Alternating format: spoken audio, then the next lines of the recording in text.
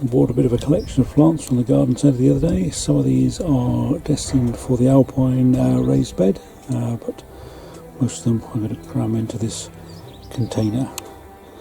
So today what we're going to do is fill this tiered container, which you've probably seen in one of my other videos, but the key to it is to get it level in the area which you want it to stay longer term.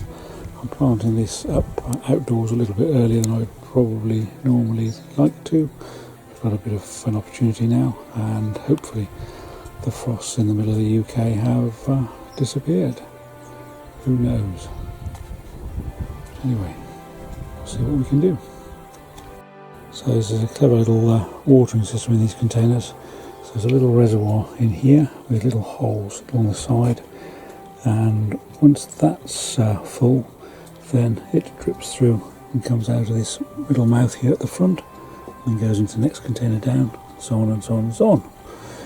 But the key to it is, as you can see, possibly see here, the water here is sitting on the right hand end of this because the containers aren't level. So ideally get them level, put a little bit of gravel, 10mm gravel or so, in the bottom of this little trough here, this little area, and then that'll help the drainage, and it'll make sure that you get a good water supply to all of your different plants. So now I'm going to fill that with a little bit of grit and multi-purpose compost, and then we're going to just fill it as tight as possible with the plants that we've got. Hopefully you can see I've just put a little bit of grit about, just fill the little trough at the bottom of the planter with, this is actually horticultural grit, which is a bit expensive, but 10mm washed gravel would be ideal. I've now filled the different containers with multi-purpose compost, or you can add some multi-purpose compost mixed with a bit of John Innes, some gum ready mixed, and then I use something like this all-purpose continuous release plant food, which I just put a little bit into each container, and that'll keep it fed, because the quality of what's in the ordinary multi-purpose compost bags, particularly the cheap ones, won't be that great. It won't feed it for that long, so this is a good way of keeping all your blooms and plants strong. I'll just sprinkle a little bit on the top.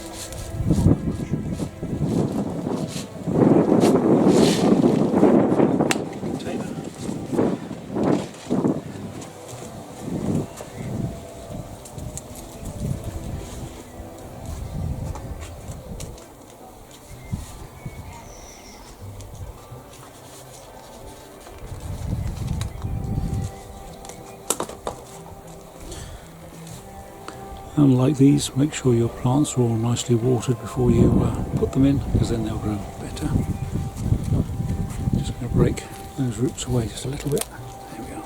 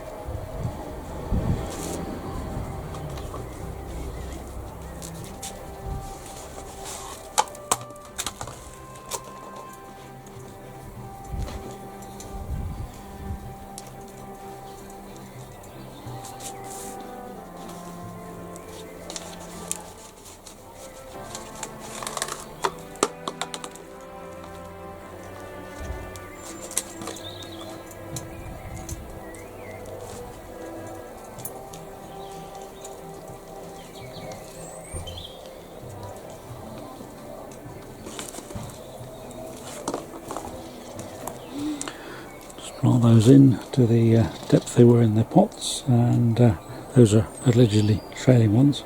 put them on the top because they're taller than most of what the other plants are that we've got.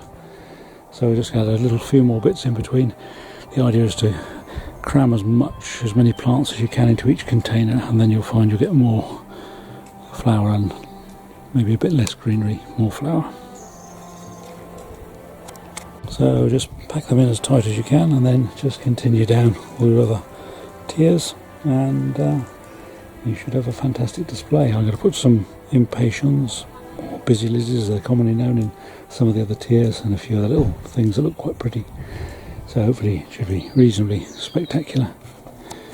So there we are, that's all quite tightly planted up. I've left some of the labels in the containers because people always ask you what the different plants are, often do, and I can never remember them. So there's no shame in not remembering the names of the plants, but it does help if you've got the labels there, and then you can point people in the right direction.